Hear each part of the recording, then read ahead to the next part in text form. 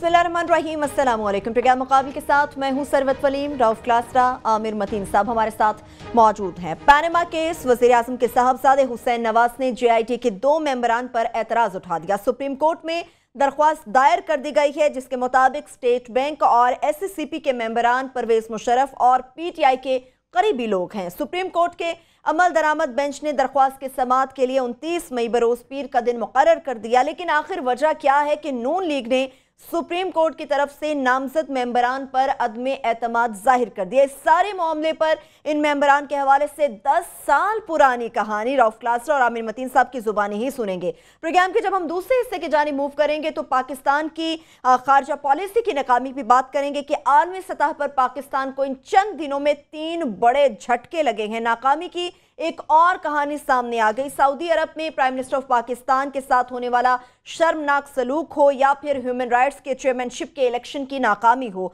आलमी अदालत इंसाफ में कुलभूषण के केस में हुई सुबकी हो या फिर वर्ल्ड हेल्थ ऑर्गेनाइजेशन के सरबराह के इलेक्शन में इथियोपिया जैसे मुल्क से जिल्लत आमेज शिकस्त का सामना हो, ये तमाम वाकयात आलमी सतह पर जवाल पजीर पाकिस्तानी खारजा पॉलिसी की खौफनाक तस्वीर हैं। इंडिया, रूस, ईरान, अफगानिस्तान, बांग्लादेश से कशीदा ताल्लुकात तो अपनी जगह ठीक, मगर पाकिस्तान के दोस्त मुल्क सऊदी अरब ने भी अब पाकिस्तान से मुंह मोड़ लिया है। सवाल यहाँ पर यह है कि इन 5 सालों में वजारत खारजा के अफसरान ने पाकिस्तानियों के टैक्स का 56 अरब रुपया अपनी अयाशियों पर खर्च कर डाला, मगर आलमी सतह पर पाकिस्तान तन्हाई का शिकार हो चुका है।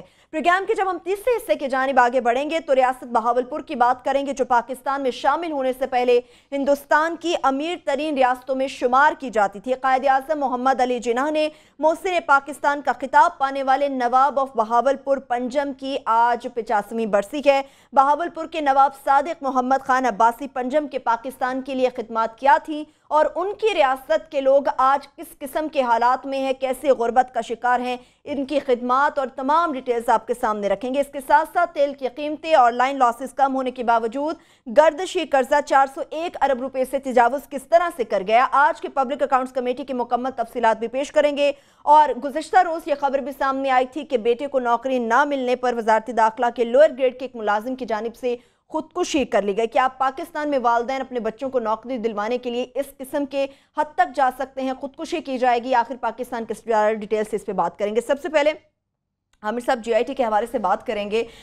29 मई का दिन बरोज़ पीर मुकर्रर कर लिया गया है, लेकिन आपको क्या लग रहा है कि इस समात में क्या होगा? क्या JIT मजीद एक्सटेंड कर दी जाएगी, कुछ दिन रोक दी जाएगी, मेंबरान तब्दील होंगे, आखिर ये मामला किस जानिब जा सकता है?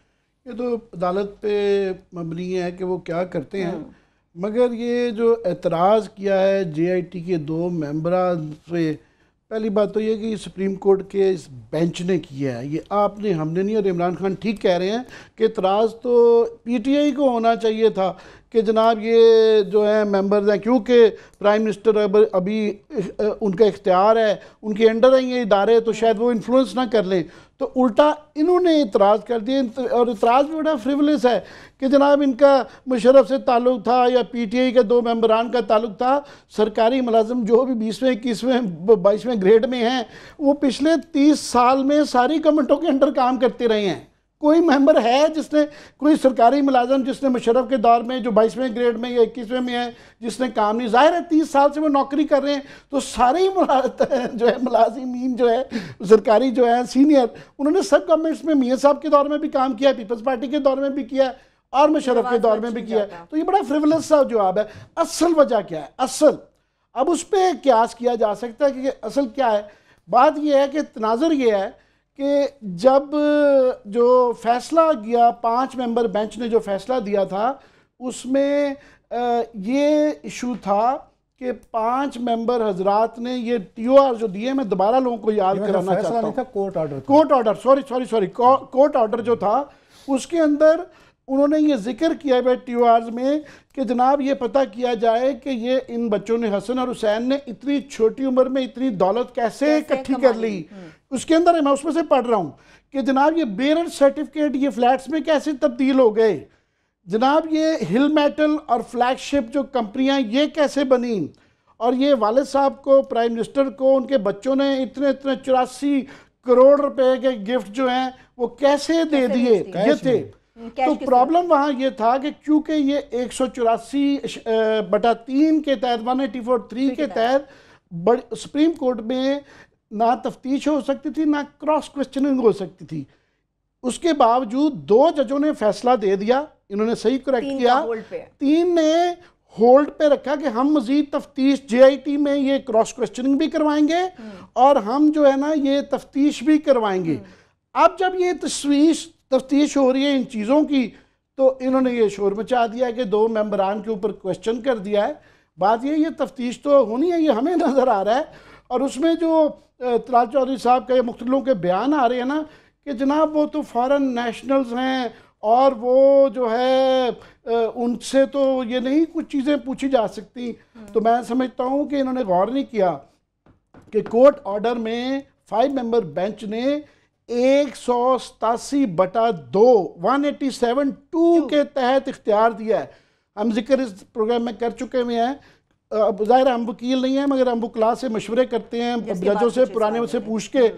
तो 187(2) ये है कि जुरिस्डिक्शन बताती है, जुरिस्डिक्शन के जहां जहां सुप्रीम कोर्ट की और हाई कोर्ट की जुरिस्डिक्शन है, इस JIT की भी जुरिस्डिक्शन है। सही। जिसका ये मतलब है कि कोई भी बंदा जो कोई पाकिस्तानी पासपोर्ट रखता है, और मेरा ये ख्याल है कि इनके बच्चों के पास सऊदी या ब्रिटिश नेशनलिटी भी है, तो ये डुअल नेशनल्स हैं। सही। तो इनके पास पाकिस्तानी पासपोर्ट अगर आप होल्ड करते हैं तो ये अदालत और JIT मजाज है इनसे पूछने की कि आप अपनी जायदादों का हिसाब दें। इनके पास जुडिशियल पावर्स हैं, दूसरे लफ्जों में जुडिशियल पावर्स हैं।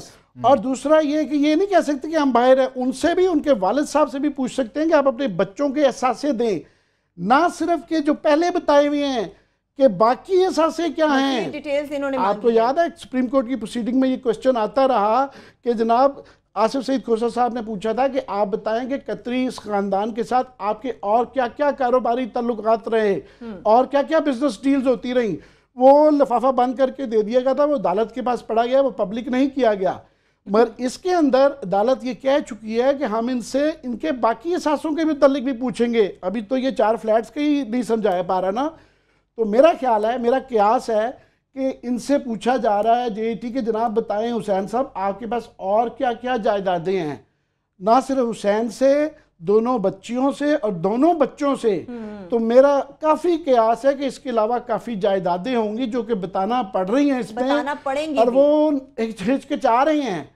तो मेरा ख्याल है कि ये इससे बच नहीं है। अदालत के लिए बड़ा सीधा सा है कि वो इस पे जो वो तो अदालत पे ही डिपेंड करता है, मगर ये मेरे जैसे एक आम आदमी को भी समझ आ रहा है कि जनाब ये इससे बच नहीं सकेंगे। और लास्टली जो हम कहते रहे हैं कि नज़र आ रहा है कि जो नैब ऑर्डिनेंस के तहत ये सुनी जा रही है, उसकी वो एंटी करप्शन लॉ और एंटी करप्शन लॉ के अंदर जो होता है बारे सबूत उस पे होता है जिस पे इल्ज़ाम होता है कि आप बताएं मनी ट्रेल आपने दे ली है। डेफिनेटली यही होता है। तो उस पे ये शोर मचा रहे हैं कि जनाब ये JIT के बंदे क्यों पूछ रहे हैं। पहली दफा हुआ है, याद रहे कि इतने 30-40 साल में इनको आदत नहीं है, पहली दफा इनसे कोई पूछ रहा है कि जनाब ये एक्सप्लेन करें। मुश्किल हो गया। क्लास साहब सारी बहस इन 2 मेंबरान के हवाले से आई है और जो एतराजात उठाए गए, आपने ट्वीट भी किया था, लेकिन अगर 10 साल हम पीछे जाते हैं तो ये सीक्रेट आखिर है क्या जिस पर एतराजात इस वक्त सामने आ रहा है?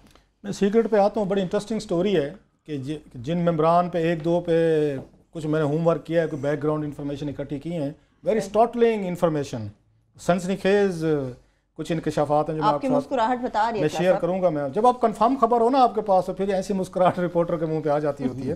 पहले तो मेरा ख्याल है, मैं उस पर आता हूँ थोड़ा सा, मियाँ नवाज शरीफ साहब को और उनके बच्चों को, उन लोगों को पकड़ना चाहिए जिन्होंने मिठाइयाँ बांटी थी इसी JIT के बनने पे, और ये इशारे करके निकले थे कि 2 मतलब कि 2 ने कहा है कि हम डिस्क्वालीफाई हैं, 3 ने कहा नहीं ज़रा फर्दर चेक करवा लें। तो पूछना ये है कि आप तो खुश थे, बल्कि वो शहबाज शरीफ साहब की पिक्चर दिखाएं, मुबारकबादें दे रहे थे एक दूसरे को, अगर हमारे प्रोड्यूसर साहब गले लगा के वो जल्दी से दिखाएं। उसको मरियम नवाज शरीफ साहब ने भी ट्वीट किया, पूरी कौम खुश थी। वो तो तबले बजाए गए, वहाँ सरंगियाँ बजाई गई, तो गीत गाए गए, तो झूमर मारी गई। अब कहते हैं JIT जो है काम ठीक नहीं कर रही है। तो JIT तो जनाब बात तो वही है कि JIT किसने बनाई है। आपको पहले फैसला पढ़ना चाहिए था, जो जस्टिस खोसा ने कहा था कि पहले ये कोर्ट ऑर्डर पढ़ लें, हमारे 5 की जजमेंट पढ़ लें और फिर कमेंट कीजिएगा। आमिर साहब आप उस सुप्रीम कोर्ट में मौजूद थे, जस्टिस आसिफ खोसा ने स्पेशली कहा था कि जनाब कोई रिएक्शन यहाँ ना दें, पहले आप इसको पढ़ लें, आप कोर्ट ऑर्डर भी पढ़ लें और हम 5 के आप नोट्स भी पढ़ लें, उसके बाद किया जाए। मकसद ये था कि पहले विक्ट्री के निशान ना बनाना, पढ़ लेना। अब इनसे पूछना मैं चाहता हूं, जब आपने विक्ट्री कर ली, आपने यहाँ पे पूरे की पूरी अब मेला लूट गए, बल्ले बल्ले हो गई, आपने पिड़, पंजाबी में हम सराइकी में कहते हैं, पिड़ भी आप ले गए, तो फिर अब आपको नाराजगी किस चीज की? आप तो जीत चुके हैं सुप्रीम कोर्ट ऑफ पाकिस्तान से, देन अब आप वरीड क्यों हैं? मेरे ख्याल आप ले मैं वापस आऊं तो then I will come to the वो सीक्रेट वाली कहानी। सही है, बिल्कुल। एक छोटी सी ब्रेक लेते हैं, ब्रेक से वापस आएंगे तो 10 साल पुरानी कहानी जो एक सीक्रेट है क्लासेस साहब से, वो भी जानेंगे, और जब आगे बढ़ेंगे तो पाकिस्तान की खारजा पॉलिसी को भी सामने रखेंगे कि आखिर इसकी नाकामियां मजीद क्यों बढ़ती चली जा रही हैं। ब्रेक लिया, हमारे साथ रहिए।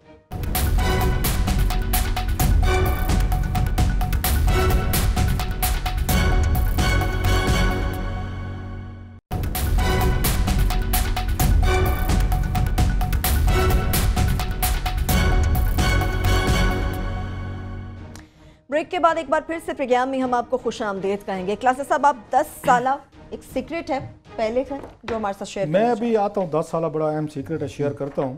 पहले जरा इनके एतराज़ात पे आते हैं, जो ये कह रहे हैं कि जनाब को फलां अफसर साहब फलां से रिलेटेड हैं, फलां फलां का रिश्तेदार है। जी जी। मुझे याद आ रहे हैं रहमत अली राजी साहब, बड़े अच्छे जर्नलिस्ट हैं, कॉलम भी बड़े अच्छे लिखते हैं।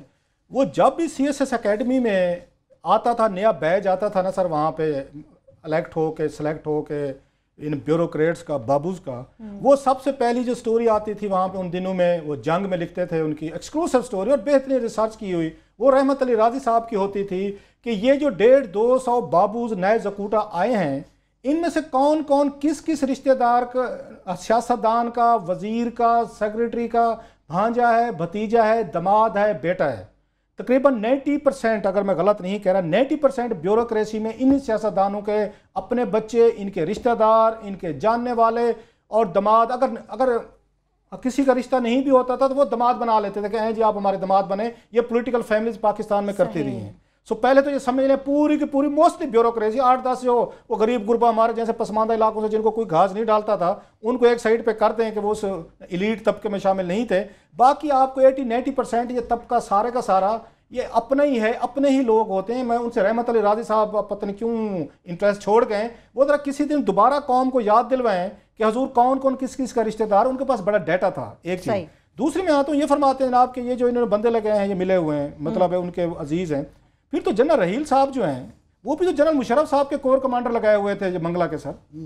उन्हीं को प्रमोशन जो थी, प्रमोशन उनको लेफ्टिनेंट जनरल की जिस बोर्ड ने दी थी, तो वो तो जनरल मुशर्रफ साहब का आप कह सकते हैं उनसे रिलेटेड, उनसे लोग थे, वो मानते भी हैं कि मेरा बड़ा उनमें रोल रहा है। और दीगर जितने आज के जनरल बाजवा साहब हैं, ये भी तो जनरल मुशर्रफ साहब के दौर में किसी ना किसी पोजीशन पे काम कर रहे होंगे, आते जाते इनका भी कहीं टाकरा हो गया होगा, जैसे फेडरल उनका सेक्रेटरीज का कह रहे थे। खुद आप एक मनी लॉन्ड्रर सईद अहमद को उठा के स्टेट बैंक में लगा दें, उसको उठा के नेशनल बैंक का सदर बना दें, उस पर कोई एतराज नहीं है। एक बैंकर को जो आपके उसको उठा के लंदन से उठा के बैंकर को कतर में गैस की डील हो रही है शहजाद अहमद की, क्योंकि उनके वालिद साहब आपके पुराने एडवाइजर थे और आपको एडवाइस करते थे कि आपने क्या क्या काम कहाँ किस कॉर्नर में वारदात डालनी है। तो शहजाद अहमद के वक्त भी आपको याद नहीं आता। खुद तो आप चाहते हैं कि हमारा हर बंदा जो हो अपना बंदा होना चाहिए, आर्मी चीफ भी अपना बंदा होना चाहिए, IG भी अपना बंदा होना चाहिए, सेक्रेटरी भी अपना हो, national bank, state bank. Finance minister Hudaibiya के अंदर अक्यूज्ड हैं मनी लॉन्ड्रिंग के। सईद अहमद का बता रहा हूं। दूसरे सईद शेख साहब जो न्यूयॉर्क में है, वो भी जो कौंसल जनरल न्यूयॉर्क में लगाए हुए हैं, वो तो है। मैं आपको नेशनल बैंक का जो इस वक्त सदर लगाया गया है, वो तो मनी लॉन्ड्रिंग में बकायदा उनके डार साहब कहते हैं वो डिजर्व करते हैं, काबिलियत है। जो मनी लॉन्ड्रिंग उनकी काबिलियत है ना, वो तो ठीक कह रहे हैं। अगर आपका क्राइटेरिया मनी लॉन्ड्रिंग है तो फेयर एनफ, अपने तो ये सारी की सारी यहाँ पे चीजें करते रहे। लास्टली जो डॉन लीक्स का आपने सरबराह बनाए थे जज साहब जो लगाए थे, तो वो किसने लगाए थे? कोर्ट ने लगा के दिए थे, आमिर मतीन या मुझसे पूछ के लगाए गए थे। और जिनके ऊपर उस वक्त 10 एतराज़ात उठे थे उन जज साहब पे, जिनको डॉन लीक्स का सरबराह बनाया गया था। मतलब जिसको आप बना लें, जो आपके साथ काम कर ले वो पवित्र हो जाता है, जो जनरल मुशर्रफ के साथ काम कर ले वो बुरा हो जाता है। और आपने वही बात जो कल आमिर ने की थी कि जनरल मुशर्रफ के जो पार्टनर्स थे, उसके जो वजीर थे, वो सारे के सारे आधे से ज्यादा कैबिनेट वो अच्छे हैं। आपने क्लिप्स निकाले हुए थे, मैंने कहा टाइम नहीं है याद दिलाने का। उन सारे कैबिनेट मेंबर्स के वो जो उस जमाने में बातें करते थे निकाले हुए थे, फिर किस दिन चलाएंगे। कहने का मतलब ये है कि ये जो कहानी है ना रामलीला, कि ये जो जनरल मुशर्रफ साहब के असर में था, ये फलां में था, तो कल अगली बार फिर क्लीन कर देते, आप इन तमाम को निकाल देते। आपके गवर्नेंस के पास 5 बंदे भी नहीं थे जिन पे एतराज ना किया जा सकता। एक चीज मैं अब आता हूँ छोटी सी स्टोरी की तरफ, लंबी कहानी में नहीं जाता, इट्स स्टार्टलिंग ये स्टोरी। हुआ ये था कि एक स्विट्जरलैंड से साहब जो हैं, गैर मुल्की, वो तशरीफ़ लाए कुछ साल पहले, मैं कुछ साल पहले जानबूझ के कह रहा हूँ, वो आए, उनकी मुलाकात उस वक्त के सरबराह मुमलिका से कराई गई। उन्होंने ये कहा जनाब कि मैं आपको बहुत सारी वाइटल इन्फॉर्मेशन दे सकता हूँ, $300 मिलियन के करीब पाकिस्तान की जो बहुत बड़ी बिजनेस फैमिली है, इनके कोई इन्होंने वहाँ पे ऑफशोर कंपनीज के ज़रिए इन्होंने पूरे यूरोप में इन्वेस्टमेंट की हुई है और वो मेरे ज़रिए ही की थी। इन्होंने बाकायदा उनकी मुलाकात हुई, उसके बाद इस इंफॉर्मेशन को सीरियस लिया गया और 2 बंदे चुने गए कि आप ऐसे करें, इनकी इंफॉर्मेशन को चेक करें, काउंटर चेक करें। अच्छा, इसके बदले अब ये सवाल ये था कि वो मसूफ जो स्विट्जरलैंड से आए थे बहुत बड़े, उनको क्या इंटरेस्ट थी, ये मेन कि वो क्यों आके सारी इंफॉर्मेशन लीक कर रहे? वो थोड़ा सा ही was feeling a bit betrayed and hurt, कहीं पे डील में कोई मामला ठीक नहीं हुए थे। उन्होंने जनाब एक शर्त पे मैं सारी आपके साथ तामुन भी करूँगा, वेरीफाई भी करवाऊँगा कि पाकिस्तान की बड़ी जो फैमिली है तो ये कहाँ कहाँ पे किस किस इनके बिजनेस में पैसा लगा हुआ है और ऑफ शोर कौन कौन सी कंपनी, सारी डिटेल दूंगा। लेकिन आप ये $300 मिलियन जो है आप फिर दोबारा री इन्वेस्टमेंट करेंगे तो वो मेरे जरिए करेंगे ताकि मुझे कमीशन मिले, ये उसकी शर्त थी। वो खैर उन्होंने कहा जी ठीक है, आप हमें डिटेल दें। वो जनाब यहाँ से 2 लोग भेजे गए कि जाएं, आप इनके साथ जाएं, वेरीफाई करके हैं। सर वो गए, सारे के सारे वो वेरीफाई उन्होंने चीज़ें की, वापस आके बड़ी मोटी तगड़ी उन्होंने रिपोर्ट तैयार की। उसमें तमाम डिटेल दी गई थी कि किस किस ऑफशोर कंपनी के किस किस यूरोप में पाकिस्तान के बिजनेस फैमिली के इनका पैसा लगा है, होटलिंग में है, मोटल्स में है और बहुत सारे वहाँ पे जो यूरोपियन वहाँ बिजनेस है उनमें लगा हुआ है। जब वो रिपोर्ट बड़े साहब को पेश की गई तो बड़े साहब ने उस वक्त के वज़ीर आज़म को फॉरवर्ड कर दी। वज़ीर आज़म साहब इनके, आपको पता है वज़ीर आज़म साहब ये थे, वो भी थोड़ा सा एक उनकी इंक्लिनेशन थी शरीफ फैमिली के साथ, वो अंदर खाते राब्ते में थे। उन्होंने वो रिपोर्ट दबा ली थी, उसमें बड़ी इंतहाई आप कह सकते हैं स्टॉटलिंग इन्फॉर्मेशन थी। जेटी के एक मेंबर जो हैं वो हैं जिन्होंने सारी स्विट्जरलैंड जाके ये उन्होंने तहकीकात भी की, ये तफ्तीश पहले ही वो कर चुके हुए हैं। सही। आप इनसे जो सवालात पूछे जा रहे हैं जिस पे चीखें निकल गई है ना, वो इस वाली नहीं है। वो स्विट्जरलैंड गए थे और वो रिपोर्ट पाकिस्तान के इंटेलिजेंस इदारे के पास भी है, वो रिपोर्ट नैब में भी जमा करवाई गई थी सर, उनके पास भी रिकॉर्ड में मौजूद होनी चाहिए। अगर कमर जमान चौधरी साहब ने दाएं बाएं ना कर जैसे पहले कर चुके हैं तो वो रिपोर्टें 2-3 जगहों पे महफूज हैं। और एक जीआईटी के मेंबर जो हैं वो ये सारी उन्होंने ये इंफॉर्मेशन कलेक्ट भी की थी, इन्वेस्टिगेशन भी की थी, सारी चीज़ें कंफर्म करके आके उन्होंने यहाँ पे आके जमा करवाई थी कि ये लें जनाब कच्चा चट्ठा। तो इस वजह से जो मैं आपके पॉइंट को जरा आगे ले जाते हुए कि ये कोर्ट ऑर्डर के अंदर ये जिक्र है कि ना सिर्फ कि आपने ये 4 फ्लैट्स की तफ्तीश कर ली है, इसके अंदर ये लिखा हुआ है कि एक तो एफआई और नैब के पास जो ऑलरेडी मवाद मौजूद है उसका नेक्सस देखना है कि इनके एसेट्स के साथ है या नहीं है, और दूसरा फ्लैट्स के अलावा और any other assets and resources and their origin, कि इसके अलावा भी इनके जो असासे हैं और अकाउंट नंबर हैं, कोठियां हैं, मिले हैं, वो भी इनसे पूछ लें कि वो कैसे आई थी। एक मेंबर हैं जिन्होंने सारी यूरोप जाके तहकीकात की हुई है, स्विट्जरलैंड से डॉक्यूमेंट्स इकट्ठे किए हुए हैं, सारा डाटा लिया हुआ है, नैब की उन्होंने जमा करवाई है रिपोर्ट वहाँ पे। ये उन्हीं पे ही तकलीफ हो रही है ज्यादा के सर जी कि ये ही नोज टू मच। ये 4 फ्लैट्स से ही समझ रहे थे, यहाँ 4 फ्लैट्स नहीं, ये 400 फ्लैट्स वाला। इसीलिए तो हुसैन नवाज साहब तो कहते थे हमारे पास तो सब कुछ है, कोई बुलाए हम जाएंगे फोरम पे देंगे। हरून पाशा साहब की तरह जो टीवी इंटरव्यूज में संभाले नहीं जाते थे, अदालतें बुलाएंगी, हम सारी की सारी हम उनको देंगे। And we expect the court के लगाए हुए हैं और कोर्ट इनमें से किसी को नहीं जानते थे, उनकी क्रेडिबिलिटी पे गए हैं। वो कह रहे हैं मावराए कानून है, ये मुसद्दिक मलिक साहब मावराए कानून नहीं है, ये टीओआर का हिस्सा है कि इस 4 फ्लैटों के अलावा भी बाकी सारे एसेट्स चेक करने हैं। याद रहे कि एक मियां साहब की बेटी जो है साग डार साहब की बहू भी है, वापस इस पे बात करते हैं। यानी कि अब ये क्लासेस साहब ने डिस्क्लोज कर दिया कि ये 10 साल पुरानी चीखें हैं, ये अब की ताज़ा चीखें नहीं, क्यों निकल रही है ये भी समझ आ गई। छोटी सी ब्रेक लेंगे, वापस आएंगे, गुफ्तगू का सिलसिला यहीं से आगे बढ़ाएंगे और पाकिस्तान की नाकाम खारजा पॉलिसी की नई दास्तान भी आपके सामने रखेंगे। हमारे साथ रहिए।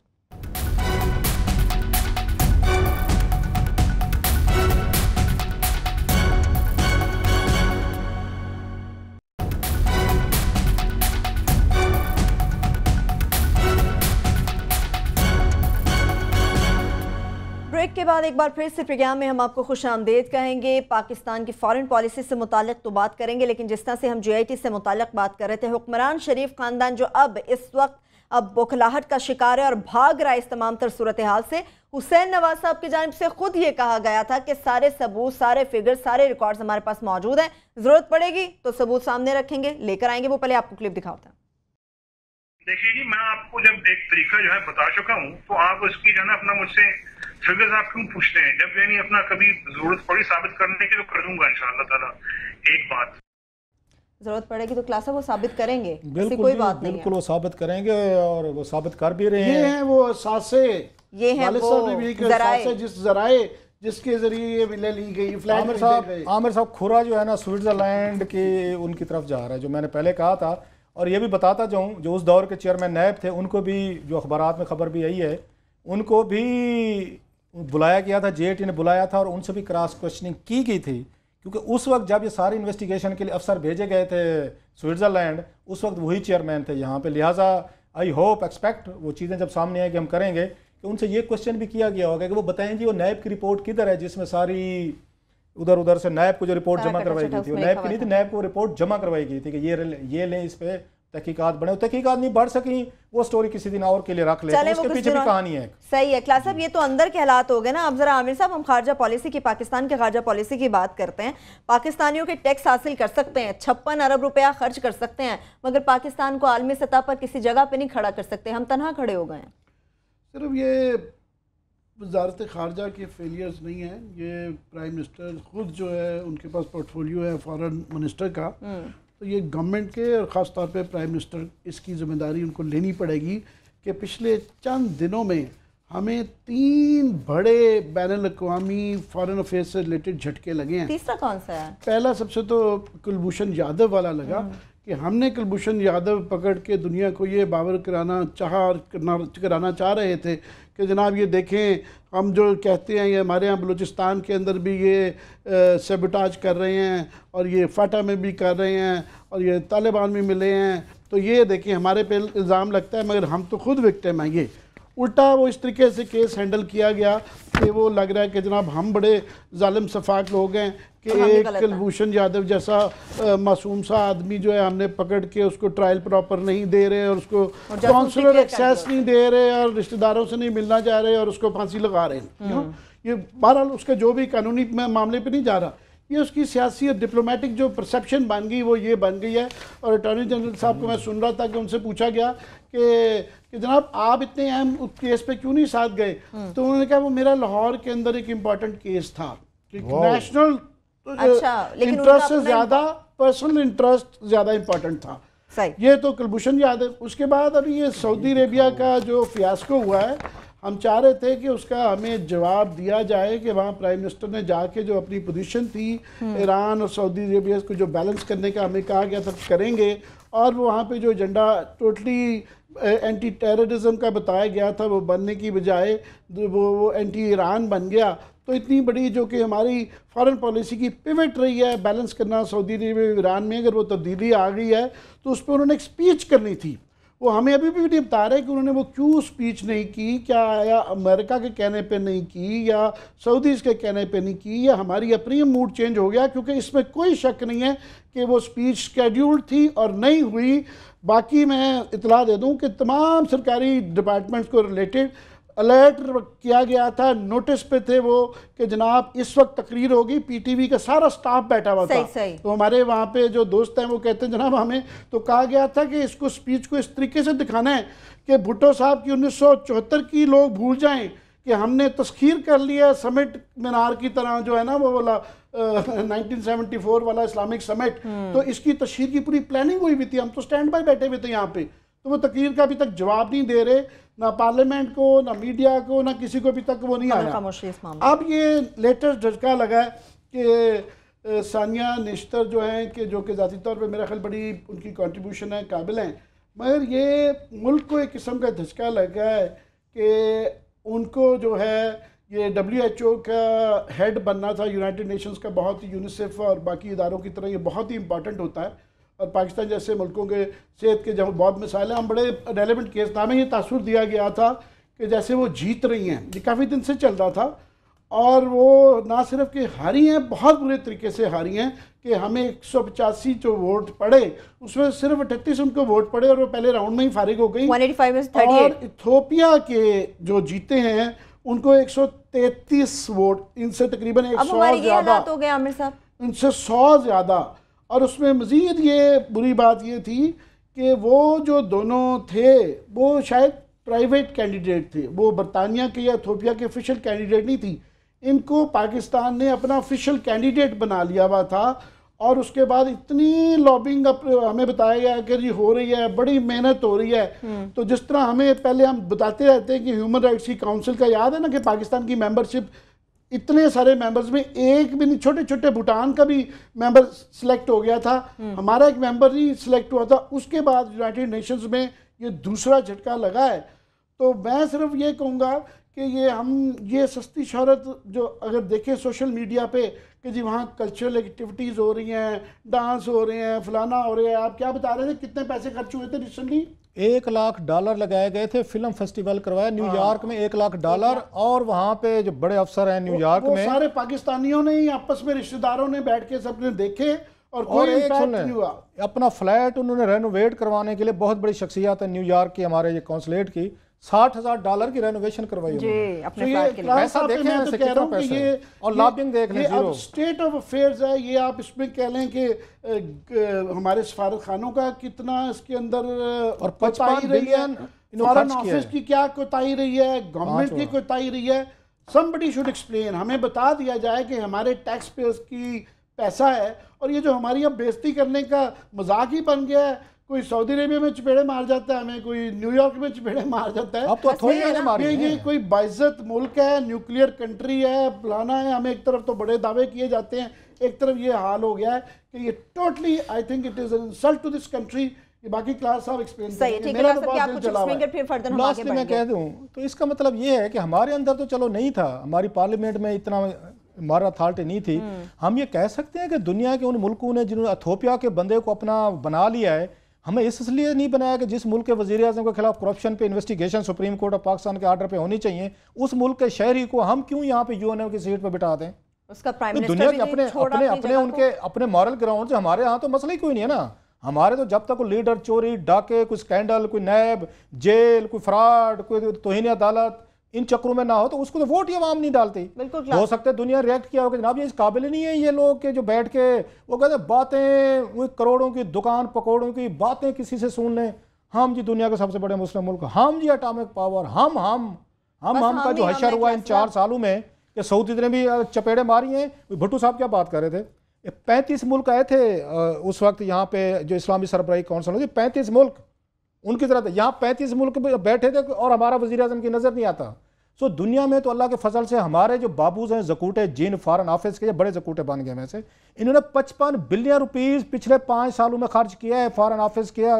ये आपको अपनी एम्बेसीज का बजट बता रहा हूँ, 55 बिलियन रुपीस इन लोगों ने खर्च किया है और निकले क्या है, खोदा पहाड़ निकला चूहा, 38 वोट। और इथियोपिया वाला जो है वो हजरत जो है आपको शिकस्त दे के, और हमारे यहाँ इथियोपिया की मिसालें दी जाती थी। सो ये थोड़ी सी मैं इस कौम से मेरी रिक्वेस्ट है, जरा थोड़े ठंडे हो जाए, औकात में आ जाए। हर वक्त मुस्लिम उम्मा, हर वक्त हम अटामिक मुल्क, हम बड़े इंपॉर्टेंट हो भाई, आपको इंपॉर्टेंट और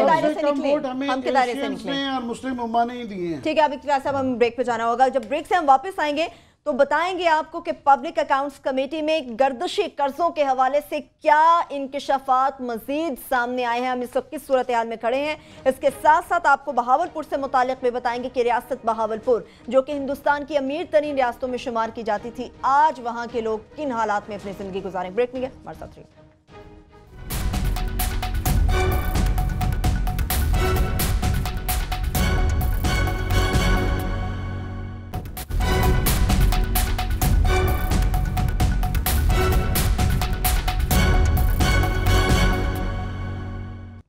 ब्रेक के बाद एक बार फिर से प्रोग्राम में हम आपको खुश आमदीद कहेंगे। पब्लिक अकाउंट्स कमेटी के इजलास से मुतालिक तो हम बात करेंगे, लेकिन क्लासेस साहब अभी मैं चाह रही हूँ कि रियासत बहावलपुर जो हिंदुस्तान की अमीर तरीन रियासतों में शुमार होती थी, उनके नवाब की पाकिस्तान के लिए खिदमत और अब के बहावलपुर की सूरत हाल हम आपसे सुनना चाहेंगे। बड़ी मुख्तसर सी बहावलपुर का एक अलहदा रियासत थी और मेरा ख्याल है जो उनका ये कंट्रीब्यूशन था नवाब ऑफ ये बहावलपुर का, कि कैद आज़म ने उनको मोहसिन पाकिस्तान का उनको ये टाइटल दिया था, और आज उनकी बरसी है। और मेरा नहीं ख्याल कि हमारी नौजवान नस्ल को उनके कंट्रीब्यूशन का पता होगा कि नवाब ऑफ बहावलपुर कौन थे और उनका कितना बड़ा कंट्रीब्यूशन था। सर मोहम्मद सादिक पंजुम, जी पंजुम, एक तो उन्होंने जो वहाँ पे एजुकेशनल जो फैसिलिटीज़ उन्होंने प्रोवाइड की थी वो मेरा नहीं ख्याल किसी रियासत में थी। उस वक्त हिंदुस्तान के अमीर तरीन रियासतों में से इसका शुमार होता था। हिंदुस्तान के ज़्यादातर जो लोग बिजनेसमैन हैं वो बहावलपुर जाके वहाँ से बिजनेस करते थे, और इसको अच्छी खासी एक तगड़ी इसको समझा जाता था रियासत। वहाँ पे एजुकेशन फैसिलिटीज़ उन्होंने जो दी, वहाँ पे उन्होंने इसके अलावा हेल्थ रिलेटेड फैसिलिटीज़ कैंप, एक लंबी डिटेल है जिस पे हम जा सकते हैं। यहाँ तक देखें कि जब पाकिस्तान बना सबसे ज़्यादा जो आए थे सटलर आए थे, महाजरीन आए थे, उनको ज़मीनें देना, अकामोडेट करना नवाब साहब ने किया। सही। पाकिस्तान के पास उस वक्त ये तनख्वाहें देने के लिए पैसे ही नहीं थे, नई नई रियासत थी, इन्होंने उनको तनख्वाहों के पैसे दिए।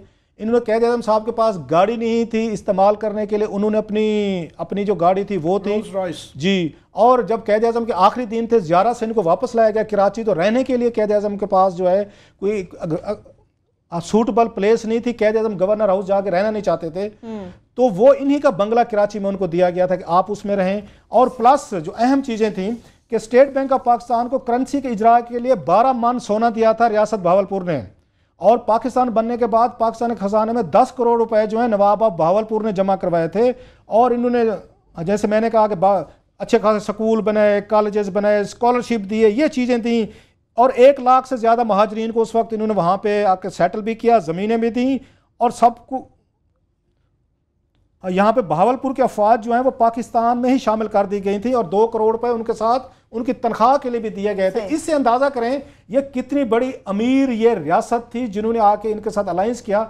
जुल्म ज्यादती जो हुई जब इन्होंने 1 यूनिट बनाया, उसमें रियासत बहावलपुर भी उसमें गई, उड़ गई, अलहदा स्टेटस था, उनका अपना वज़ीर आज़म होता था, दीवान होते थे।